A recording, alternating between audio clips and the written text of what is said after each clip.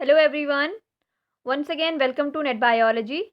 In this video we will discuss about regulation of acid base balance. Acid base balance को किस तरीके से regulate किया जाता है या इसे pH बैलेंस भी कहते हैं. इसका रेगुलेशन हम पढ़ने वाले हैं और ये रेगुलेशन किसके थ्रू हो रहा है? किडनीज के थ्रू. ठीक है, रीनल रेगुलेशन. क्योंकि हम बात कर रहे हैं एक्सक्रीटरी सिस्टम की तो यहाँ पे सारे ही चीज़ें किडनी से रिलेटेड है. एसिड बेस का बैलेंस या पीएच का मेंटेनेंस और भी सिस्टम्स के और भी मैकेनिज्म के थ्रू होता है, लेकिन यहाँ पे हम मेनली रीनल मैकेनिज्म की बात कर रहे हैं. इससे पहले हमने ऑस्मो रेगुलेशन देखा था. वाटर बैलेंस किस तरीके से रेगुलेट होता है, इलेक्ट्रोलाइट बैलेंस किस तरीके से रेगुलेट होता है और ऑस्मो रेगुलेशन फिजिक्स के केस में कैसे होता है, ये सारी चीज़ें हम डिस्कस कर चुके हैं. इस वीडियो में हम बात करेंगे एसिड बेस बैलेंस की. ठीक है, तो सबसे पहले एसिड बेस बैलेंस क्या है ये समझना जरूरी है, उसके बाद हम रेगुलेशन की बात करेंगे. ठीक है, एसिड बेस बैलेंस को पीएच बैलेंस भी कहते हैं. पीएच बैलेंस किसका? ब्लड का.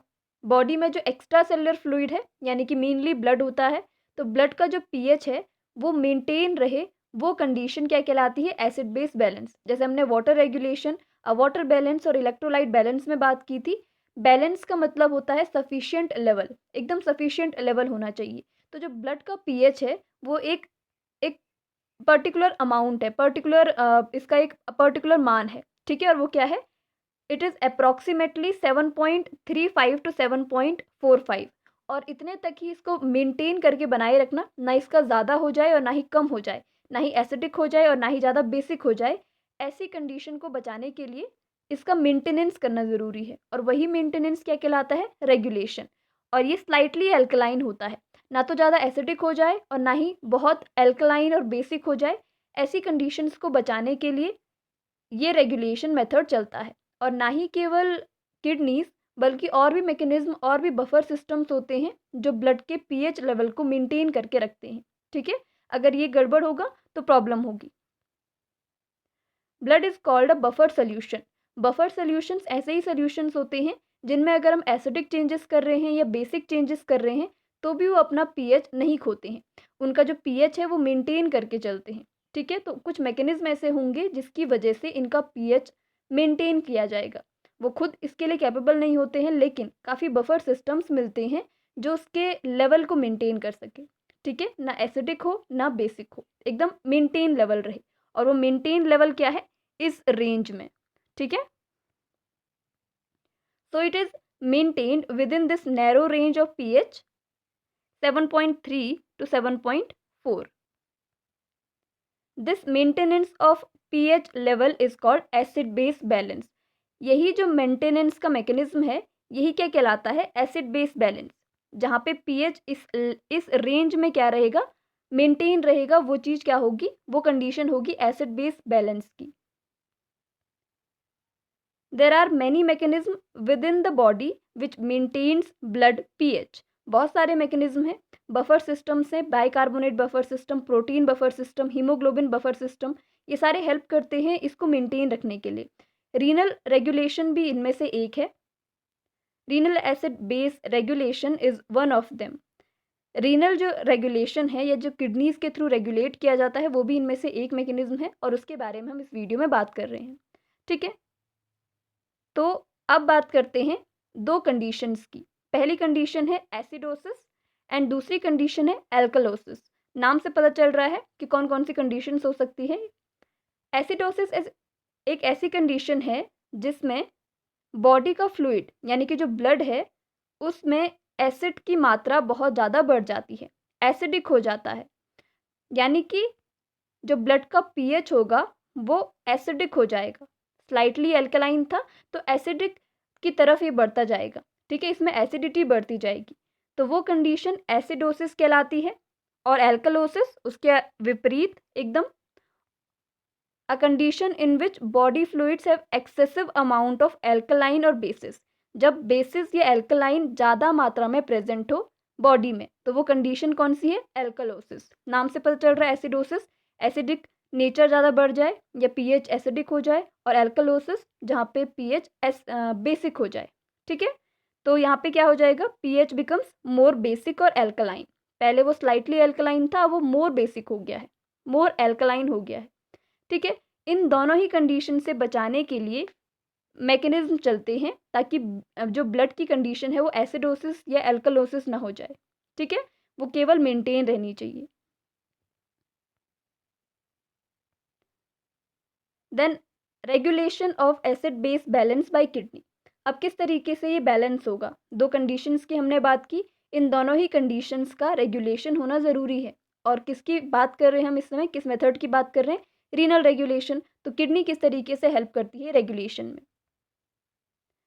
Our kidney regulates acid base balance by excreting either acidic और basic urine। या तो किडनी क्या करेगी? एसिडिक यूरिन एक्सक्रीट करेगी, फॉर्मेशन ऑफ एसिडिक यूरिन, पहले एसिडिक यूरिन बनेगी या फिर बेसिक यूरिन बनेगी कंडीशंस के हिसाब से। अगर बॉडी में ज़्यादा एसिड है या ब्लड लेवल जो है, ब्लड का पीएच जो है वो एसिडिक हो रहा है, तो एसिड को एक्सक्रीट करेगी ताकि वो लेवल मेंटेन रहे। अगर बेसिसिटी बढ़ रही है तो वो बेसिक यूरिन फॉर्म करेगी जिससे बेसिसिटी को कम किया जा सके। एल्कलाइन जो भी बनेगा वो यूरिन के साथ एक्सक्रीट हो जाएगा। ठीक है, इस तरीके से मेंटेन करती है वो। तो आगे हम बात करेंगे कैसे। Kidney excrete acidic urine, therefore acid decreases in blood और ईसीएफ। और ये किस कंडीशन में होता है? इन एसिडोसिस कंडीशन, जब एसिड ज़्यादा प्रेजेंट है बॉडी में या बॉडी फ्लूइड्स में। Kidney excretes basic urine, therefore removes basis और alkaline from ECF in alkalosis condition। जब ज़्यादा एल्कलाइन कंडीशन है उस टाइम पे ये क्या सिक्रीट करेगी, क्या एक्सक्रीट करेगी? बेसिस को या एल्कलाइंस को। और जिस टाइम पे एसिडोसिस कंडीशन है, एसिड ज़्यादा है, उस टाइम पे एसिडिक यूरिन फॉर्म होगी और वो एक्सक्रीट होगी। ठीक है, इस तरीके से मेंटेन करती है। तो ये एसिडिक कैसे होता है और बेसिक कैसे होता है, तो ये चीज़ देख लेते हैं। अब बात करते हैं रेगुलेशन की दोनों कंडीशंस में। पहले एसिडोसिस से स्टार्ट करेंगे। How kidney regulates acidosis condition. अब ये एसिडोसिस कंडीशन हमने अभी देखा जिसमें एसिडिक नेचर जो है ब्लड का वो बढ़ गया है, मतलब उसका जो पीएच लेवल है वो ज़्यादा एसिडिक हो रहा है। तो उस कंडीशन में क्या ज़्यादा होंगे बॉडी में? एसिड्स ज़्यादा होंगे, मतलब H+ आयंस का जो क्वांटिटी है वो बढ़ जाएगा, ब्लड में उनकी क्वांटिटी बढ़ जाएगी, तो उसको एक्सक्रीट करने की ज़रूरत पड़ेगी। तो हमने एक स्टेप देखा था सेक्रीशन का। 3-4 स्टेप होते हैं यूरिन फॉर्मेशन में। यूरिन कंसंट्रेशन को नहीं मानते तो 3 मानते हैं। तो तीसरा क्या था? तीसरा क्या था? ट्यूबुलर सेक्रीशन, और उससे पहले ट्यूबुलर रीअब्जॉर्प्शन। ठीक है, तो जब सेक्रीशन होता है, सेक्रीशन और रीअब्जॉर्प्शन दोनों ही क्या होती है? एक दूसरे की डायरेक्शन में अपोजिट प्रोसेसेस हैं। रीअब्जॉर्प्शन में नेफ्रिक फिल्ट्रेट से चीज़ें बाहर की ओर फेंकी जाती है, सब्सटेंसेस को बाहर रीअब्जॉर्ब करके पेरिट्यूबुलर कैपिलरीज में या ब्लड में वापस दे दिया जाता है। और सेक्रीशन में ब्लड से सब्सटेंसेस को नेफ्रिक फिल्ट्रेट में ऐड किया जाता है। ठीक है, ताकि वो एक्सक्रीट हो सके। दो अलग अलग प्रोसेसेस हैं, तो उन्हीं के थ्रू यहाँ पे क्या होता है? रेगुलेशन होता है। पहली कंडीशन में by the secretion and excretion of hydrogen ions या H+ आयंस, जिनकी वजह से एसिडिटी बढ़ रही है। जो एसिडिक नेचर है वो बढ़ रहा है, पीएच लेवल बढ़ रहा है, पीएच लेवल एसिडिक की ओर जा रहा है। तो उस कंडीशन में H+ आयंस के एक्सक्रीशन की ज़रूरत पड़ेगी। और ये किस तरीके से एक्सक्रीट हो जाएंगे? By the secretion. ब्लड ने H+ आयंस को ऐड कर दिया नेफ्रिक फिल्ट्रेट में, नेफ्रिक फिल्ट्रेट आगे चल के यूरिन फॉर्म हुआ, और यूरिन कैसी हो जाएगी? एसिडिक यूरिन फॉर्म हो जाएगी और वो एक्सक्रीट हो जाएगी। ठीक है, दूसरा by reabsorption of bicarbonates.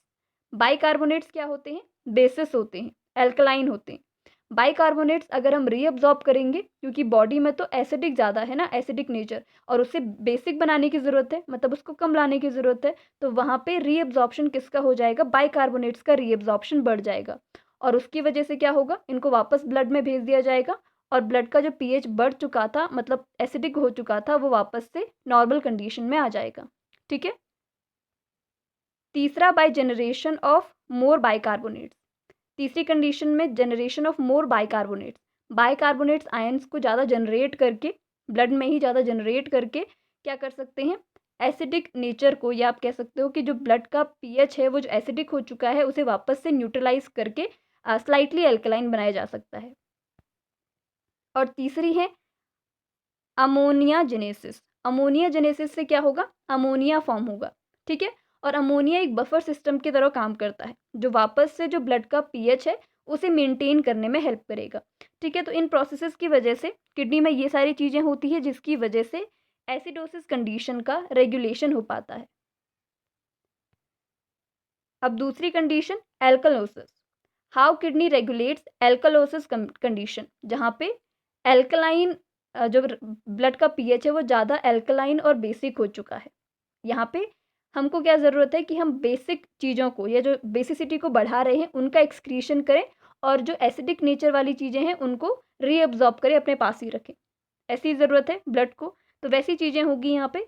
By more secretion and excretion of bicarbonates ion, यहाँ पे सेक्रीशन किसका होगा, ब्लड से नेफ्रिक फिल्ट्रेट की तरफ बाइकार्बोनेट्स का। पहले किसका था, H+ आयंस का। बाइकार्बोनेट्स बेसिस होते हैं और बेसिसिटी बढ़ी हुई है, तो ऑफकोर्स हम किस चीज़ को बाहर फेंकेंगे, एक्सक्रीट करना चाहेंगे बाइकार्बोनेट्स को। ठीक है, by decreasing H+ ion secretion, H+ ion का सेक्रीशन, H+ आयंस का रीअब्जॉर्प्शन नहीं होता है, ठीक है, उनका केवल सेक्रीशन होता है। तो इस सेक्रीशन को अगर डिक्रीज कर दिया जाएगा तो H+ आयंस ब्लड में रहेंगे, ब्लड का जो बेसिसिटी बढ़ी हुई है वो वापस से पहली वाली नॉर्मल कंडीशन में आ सकेगी। ठीक है, by adding more H+ ions in ECF, और ECF यानी कि एक्स्ट्रा सेलुलर फ्लूइड यानी कि ब्लड में ज़्यादा H+ आयंस को अगर हम ऐड करेंगे, उनका जनरेशन ज़्यादा होगा, तो ऑफकोर्स सी बात है जो बेसिसिटी बढ़ गई थी वो वापस से पहली वाली कंडीशन में आ जाएगी, अगर हम एसिडिक नेचर को बढ़ाएं तो। लेकिन उतना नहीं बढ़ाना है कि वो वापस से अपने पहली वाली नॉर्मल कंडीशन से एसिडिक की तरफ चले जाए। ठीक है, नॉर्मल कंडीशन में लाना है 7.3 to 7.4 pH लेवल। ठीक है, यहाँ पे एक डायग्राम है जिसको हमने सेक्रीशन में भी देखा था, और ये सेक्रीशन और रीअब्जॉर्प्शन दोनों चीज़ों को बता रहा है। जिसकी डायरेक्शन बाहर साइड को है एरो की, वो सारी चीज़ें क्या हो रही है, ये सारी चीज़ें रीअब्जॉर्ब हो रही है, और जिनकी डायरेक्शन इधर साइड को है यहाँ पे ये सेक्रीशन हो रहा है, यहाँ पे ये सेक्रीशन हो रहा है। तो यहाँ पे आपको H+ आयंस भी दिख रहे होंगे यहाँ पे। ठीक है, तो H+ आयंस हमने इसके बारे में बात की थी। सेक्रीशन प्रॉक्सिमल कॉन्वोल्यूटेड ट्यूब्यूल में होता है, डिस्टल कॉन्वोल्यूटेड ट्यूब्यूल में होता है। सेक्रीशन लूप ऑफ हेनले में ज़्यादा नहीं होता, बाद में फिर यहाँ पे भी सेक्रीशन होता है। ठीक है, कलेक्टिंग डक्ट वाले पोर्शन में। तो ज़्यादातर आपने H+ आयंस ही देखे होंगे, कहीं पे क्रिएटिनिन आया होगा और भी चीज़ें होगी, लेकिन ज़्यादातर H+ आयंस का सेक्रीशन देखा होगा। ठीक है, तो सेक्रीशन ज़्यादा H+ आयंस का होता है किस वाली कंडीशन में, अगर एसिडिक पीएच हो चुका है तो, और ज़्यादातर यही कंडीशंस आती हैं। ठीक है, तो H+ आयन सेक्रीट होंगे, अगर बेसिक पीएच हो चुका है तो बाइकार्बोनेट्स सेक्रीट होंगे। ठीक है, ये दोनों ही कंडीशन से इसको वापस से न्यूट्रलाइज करके पहली वाली कंडीशन में लाया जाता है। तो ये था एसिड बेस बैलेंस, किस तरीके से रीनल मैकेनिज्म चलता है एसिड बेस को मेंटेन करने का, ब्लड के पीएच लेवल को मेंटेन करने का। ठीक है, केवल यही मैकेनिज्म नहीं है, मैंने कहा और भी बहुत मैकेनिज्म काम करते हैं बॉडी में ब्लड के पीएच को एकदम मेंटेन करने के लिए। ये केवल रीनल का था, इसलिए यहाँ पे केवल रीनल का बताया है। ठीक है, thank you so much. Next video में हम बात करेंगे डिसऑर्डर्स के बारे में, और वो लास्ट वीडियो होगा। उसके बाद ये जो सीरीज़ है एक्सक्रीटरी सिस्टम की कंप्लीट हो चुकी है। सिलेबस में 2 और टॉपिक्स हैं, blood volume and blood pressure regulation. वो चीज़ हम कब डिस्कस करेंगे, जब हम ब्लड एंड सर्कुलेशन और कार्डियोवेस्कुलर सिस्टम पढ़ेंगे, वहाँ पे भी यही चीज़ें हैं, यही 2 टॉपिक्स हैं, उनका रेगुलेशन है, तो वहाँ पे उनको समझ लेंगे। ठीक है, तो लास्ट एक टॉपिक बच गया, उसके बाद कंप्लीट हो जाएगी ये series. Thank you so much.